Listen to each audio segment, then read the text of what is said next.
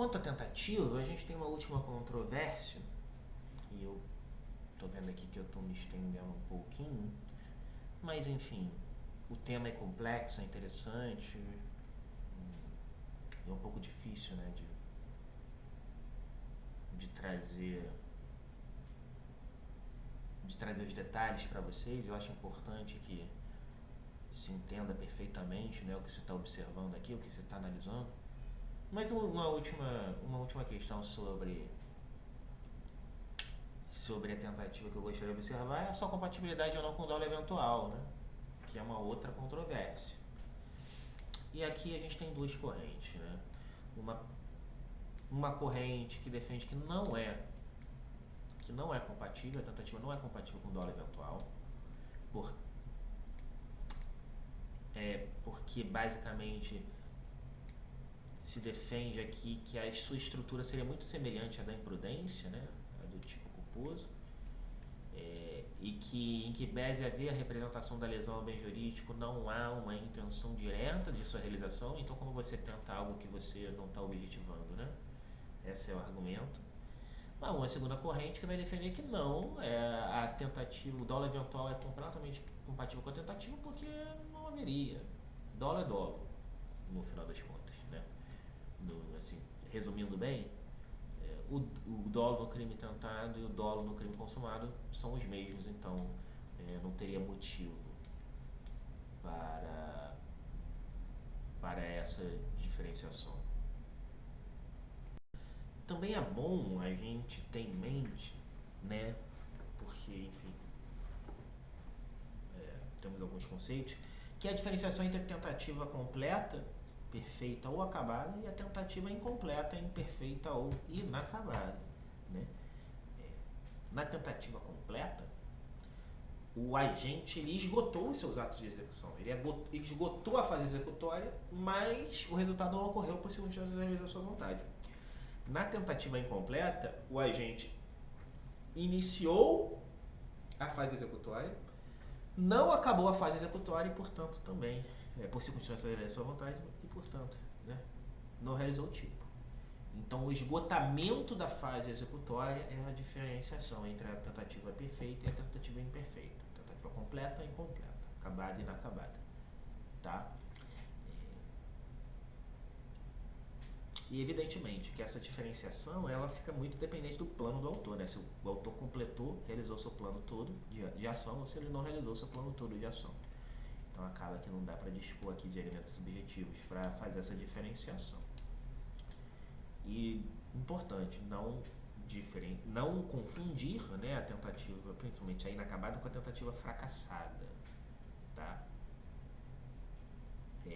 Porque a tentativa fracassada ocorre quando o autor crê que o seu objetivo ele não pode mais ser alcançado com os meios que ele tem à disposição. E aí, nesse caso, né, em que o autor crê que com os meios que ele tem ele não pode mais alcançar o seu objetivo, ele acaba sendo a sua desistência voluntária acaba perdendo a sua eficácia, né? Porque aqui não há um abandono, não haveria um abandono da tentativa, porque a desistência voluntária, né, esse abandono da tentativa, ele pressupõe que o autor acredite que a tentativa ainda é possível. Né? Então, se o autor parou de realizar atos de execução simplesmente porque ele acha que não dá mais para fazer, erroneamente, aqui a gente tem uma incompatibilidade, teria, né, nessa perspectiva, uma incompatibilidade com a desistência voluntária, tá?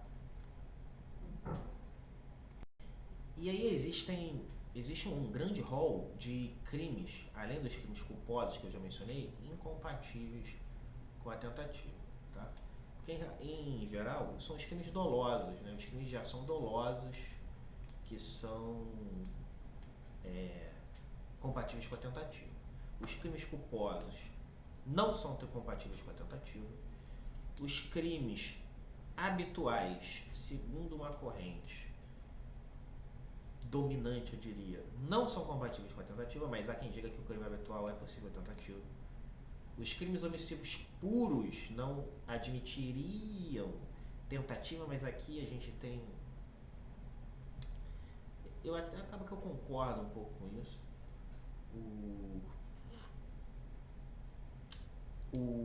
Agora, na omissão imprópria é possível sim a tentativa. Na Alemanha é tranquilamente.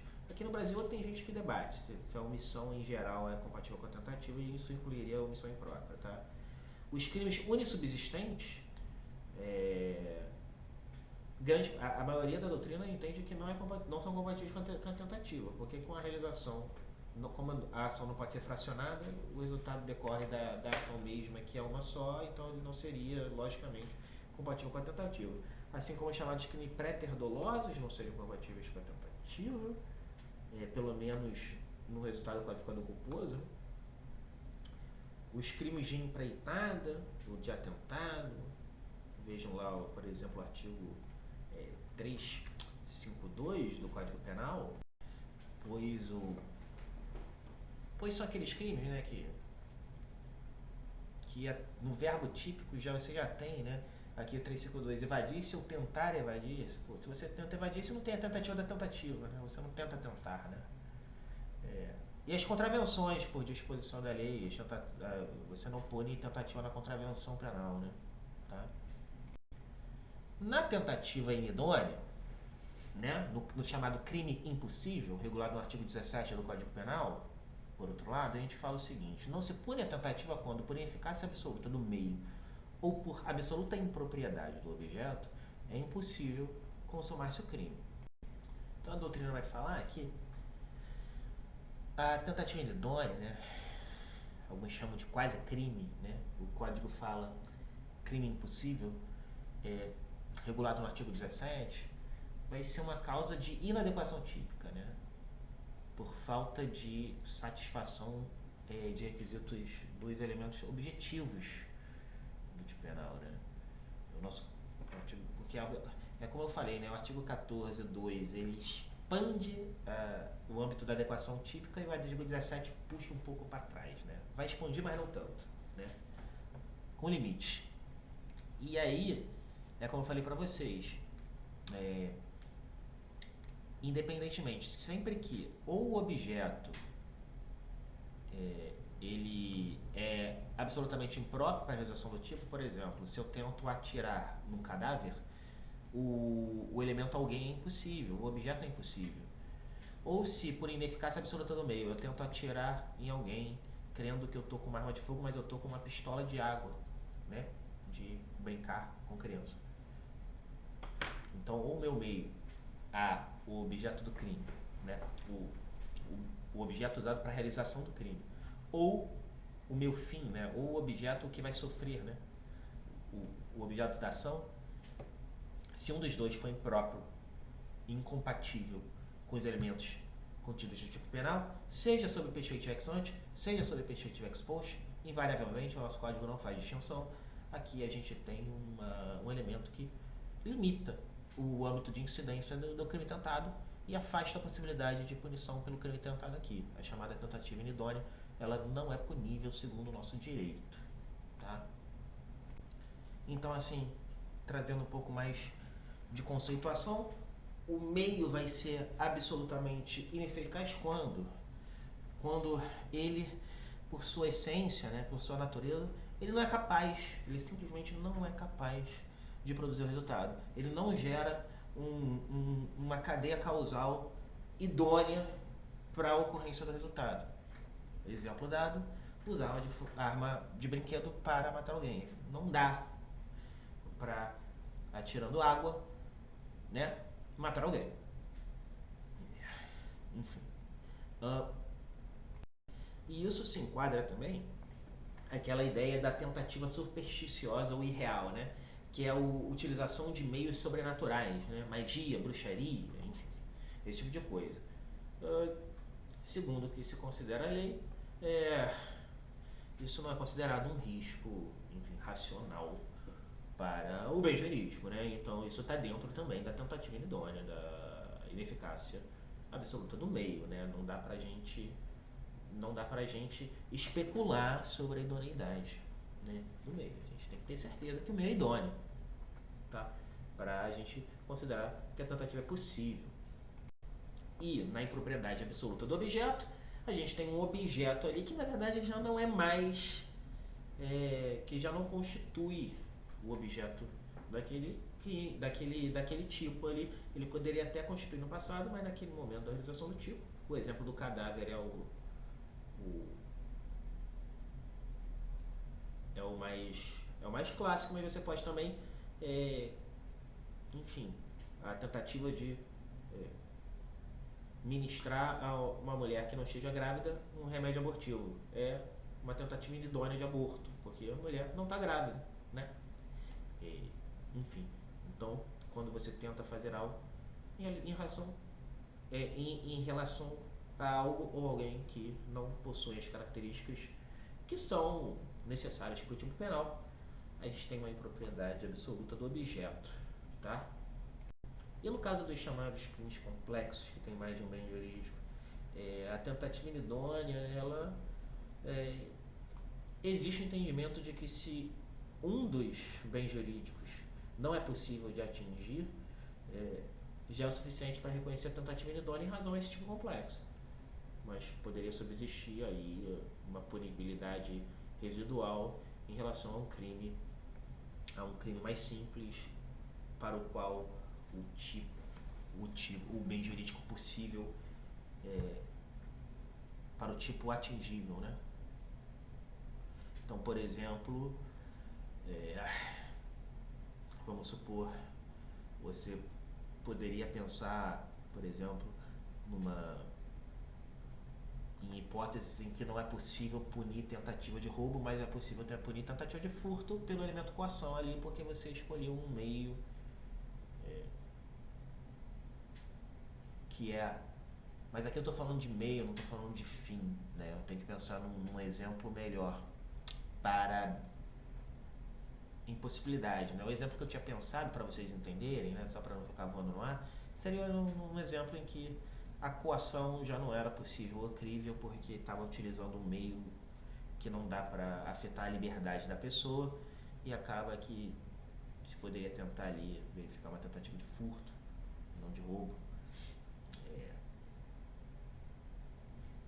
com, talvez assim, porque a tentativa à propriedade poderia ser tentativa, né, de subtração da propriedade subsistiria, mas aqui a gente está falando de ineficácia absoluta do meio e não do objeto.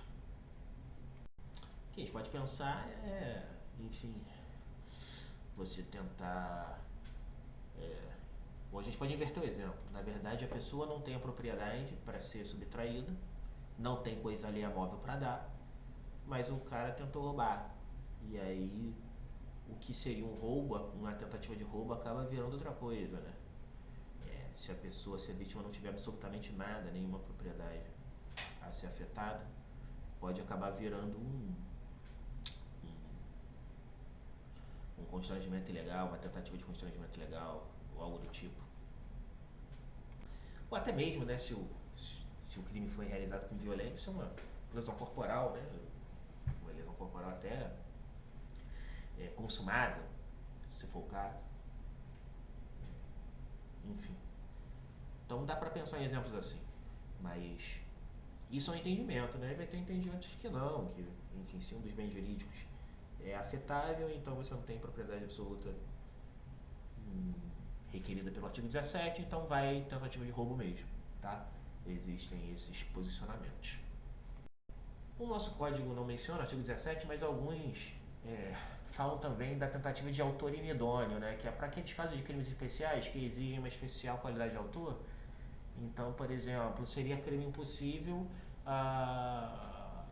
que uma pessoa que não seja funcionária pública e aceita vantagem indevida para realizar em razão de função, né? É crime impossível em razão, à luz do crime de corrupção passiva. Ela não pratica corrupção passiva porque ela não tem aquela qualidade especial, né? E aí seria uma tentativa de autor inidôneo, né? Mas isso aqui a gente nem precisaria do artigo 17 para verificar a inidoneidade, porque seria um mero crime putativo, né? Aqui no caso. Os próprios alemães, por exemplo, o Welzel defende que não se admite tentativa, independentemente de não haver no Código Alemão e o alemão admitir tentativa inidônea em algumas situações, né? Mas aqui a coisa é tão... porque falta um elemento necessário para o tipo, né? A pessoa não tem uma característica especial necessária para o tipo. Então, aqui seria esdrúxulo, né? Falar de tentativa aqui. A pessoa não tem uma qualidade que é exigida, né, pelo tipo para realizar aquele comportamento. E aí vamos ao final para os casos de desistência voluntária, arrependimento eficaz e arrependimento posterior, tá? O que são? São formas voluntárias de abandono ou renúncia da tentativa de realização do delito para evitar a consumação do resultado, tá? Qual é a natureza jurídica? A gente tem basicamente 3 correntes, né? Uma primeira fala de uma causa pessoal de extinção ou isenção de pena, a depender do caso.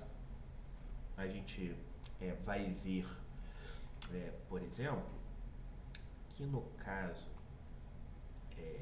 do arrependimento posterior, você tem só uma redução da pena, né? Você não tem uma isenção da pena. Então, que é o artigo 16 do Código Penal. Então, aqui a gente não fala de extinção e isenção, pode falar de diminuição, vai? Na segunda corrente a gente fala de causas de atipicidade. Aqui a gente fala basicamente, a gente está falando principalmente da desistência voluntária e arrependimento eficaz, tá? Causas de afetação da tipicidade da conduta. E uma terceira corrente vai falar que é uma causa de extinção da punibilidade não prevista no artigo 107 do Código Penal.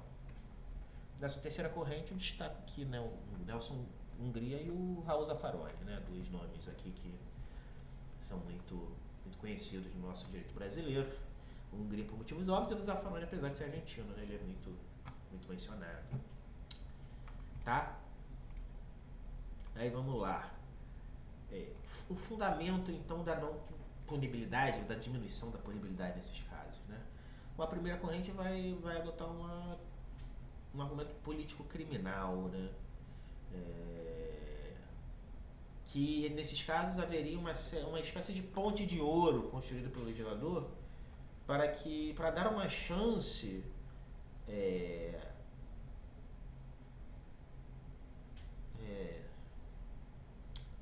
para dar uma chance ao autor de retornar à esfera do direito, do legítimo, né?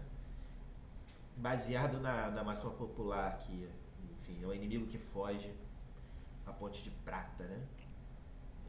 Então, nessa ideia, né, político criminal, você estaria estimulando o cidadão você estaria dando um estímulo se ele iniciou a execução, vou dar uma chance de ele voltar atrás da tentativa, abandonar a hipótese da tentativa e evitar o resultado, tá?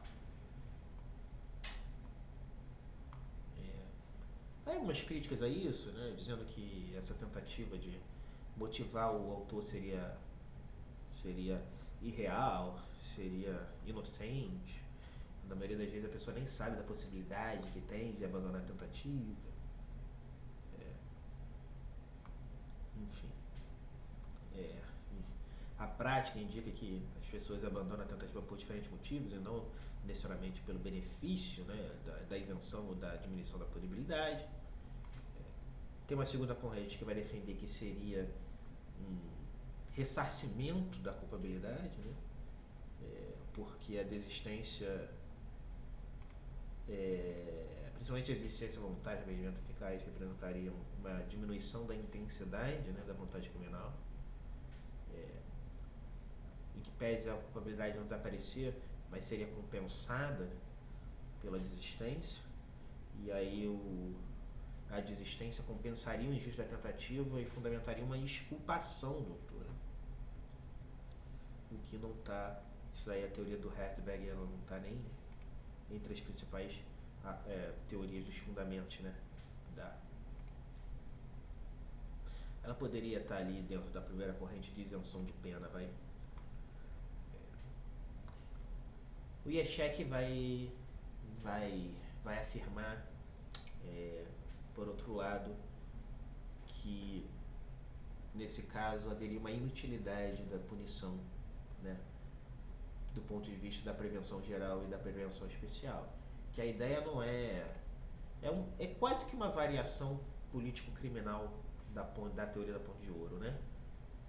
Da teoria político-criminal lá antiga do von Lisch.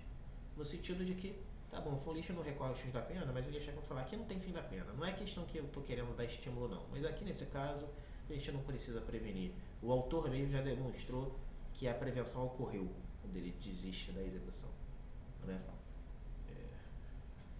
Enfim. E alguns autores vão recorrer a uma ideia de fins da pena também, né, com base em estudos vitimológicos, né,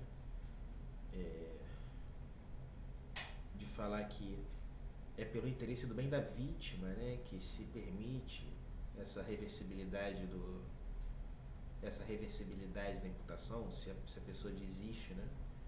Então, a partir do momento que você desiste da tentativa, você volta atrás e você inverte o perigo, né? Você volta atrás no curso lesivo causal, inverte o perigo e aí, portanto, concede um privilégio da desistência como forma de tentar salvaguardar aí o bem jurídico, né? O que se chama essa concepção aí de teoria dos fins da pena modificada. Então vejamos que primeiramente, vamos ler o artigo 15. O que diz o artigo 15 do Código Penal, né? O agente que voluntariamente desiste de prosseguir na execução ou impede que o resultado se produza só responde pelos atos já praticados. O que isso significa? Que a desistência voluntária e o arrependimento eficaz, a diferença entre os dois, eles estão no mesmo dispositivo. A diferença entre os dois é verificar se a tentativa estava acabada ou inacabada. E eu já conceituei, né, para vocês a diferença entre tentativa acabada e inacabada.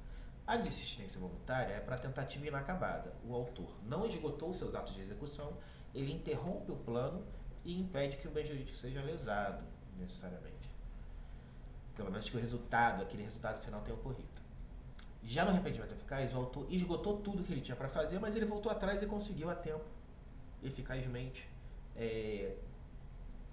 impedir o resultado. Nesses dois casos, se como meio para a execução do resultado final, o agente praticou um resultado produzido, previsto em um outro tipo, aqui a gente pode punir pelo tipo já consumado. Então, por exemplo, se um autor dá uma facada tentando matar alguém, se arrepende e presta socorro, a pessoa não morre, ele não vai responder por tentativa de homicídio, tá? Ele não vai responder por tentativa de homicídio. Por quê? Porque a gente tem aqui o arrependimento eficaz. Ele esgotou o ato de execução, que era esfaquear a pessoa, mas ele impediu a ocorrência do resultado. Ele impediu o curso causal lesivo posteriormente. Arrependimento eficaz, tá? Na desistência voluntária, a gente pode pensar no caso do agente que planta uma bomba e desiste de acioná-la, né? E aí recolhe a bomba depois. Como ele não acionou a bomba, ele não encerrou os atos de execução, ele desistiu voluntariamente, tá? Então a diferença entre desistência voluntária e arrependimento eficaz é a diferença entre, primeiramente, tentativa acabada e inacabada. Na tentativa inacabada, você pode realizar a desistência voluntária, na tentativa acabada, você só pode realizar o arrependimento eficaz, tá? Não significa, pelos exemplos que eu dei, não significa que todo o arrependimento eficaz você vai ter um crime meio ali, não, tá? No exemplo que eu dei aqui, para demonstrar, né, a última parte do artigo, o que eu falei, eu vou repetir aqui, eu estou falando um pouco rápido, peço desculpa, mas eu vou repetir aqui um pouco o dispositivo. O agente que voluntariamente desiste de prosseguir na execução, ou seja, tentativa inacabada, desistiu de prosseguir na execução, né? Estamos falando de desistência voluntária, ou impede que o resultado se produza, aqui o arrependimento eficaz, ele até acabou a tentativa, mas de alguma forma ele impediu o resultado. Só responde pelos atos já praticados, ou seja, não vai responder pelo crime tentado, mas se na tentativa ela já pressupõe a consumação de um outro delito, ele vai responder por esse outro delito, tá? E aí no exemplo que eu dei lá da pessoa que deu a facada pressupõe lesão corporal, tá? Não significa que todo arrependimento eficaz, vai gerar uma punição por um crime meio, tá? Não é isso que eu estou falando. A gente pode pensar em um exemplo em que o agente encerra a execução. Por exemplo, vamos mudar o exemplo da bomba. Ele planta a bomba para que um terceiro em erro, esse terceiro em erro, acione o dispositivo. A priori, o agente esgotou seus atos de execução. Agora é só esperar o terceiro fazer a parte dele. Mas se o próprio agente, antes do terceiro chegar e acionar, ele desarma a bomba, aqui ele está num arrependimento eficaz que não vai gerar nenhuma repercussão penal, porque a tentativa foi esgotada e ele não praticou nenhum outro tipo penal. Tá? E o arrependimento posterior? Nos crimes cometidos sem violência ou grave ameaça à pessoa, reparado o dano ou restituído a coisa, ou seja, o resultado ocorreu, o resultado previsto no tipo ocorreu, até o recebimento da denúncia da queixa, por ato voluntário do agente, a pena será reduzida de 1 a 2/3. Ou seja, se a pessoa realizou o crime, mas se arrependeu posteriormente, o crime está realizado, a tentativa foi acabada, o resultado aconteceu, ou seja, o crime consumou-se, mas a pessoa se arrependeu e devolveu a coisa, reparou o dano. Aí aqui haverá uma causa de diminuição da pena. Então qual é a diferença entre as 3 categorias? Na desistência voluntária e no arrependimento eficaz, você não tem a ocorrência do resultado. Você tem só a tentativa. No arrependimento posterior, não só a tentativa está acabada, como o resultado ocorreu. Beleza. Então, no arrependimento posterior, o intercrime está realizado até a consumação. E depois, que é o artigo 16. E aí, o agente, ele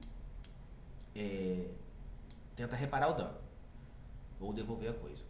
Na desistência voluntária e arrependimento eficaz, o que a gente quer analisar aqui, tirando aqueles crimes meios que já estão consumados, e aí o artigo 15 diz que a pessoa vai responder por eles, mas com relação ao crime fim,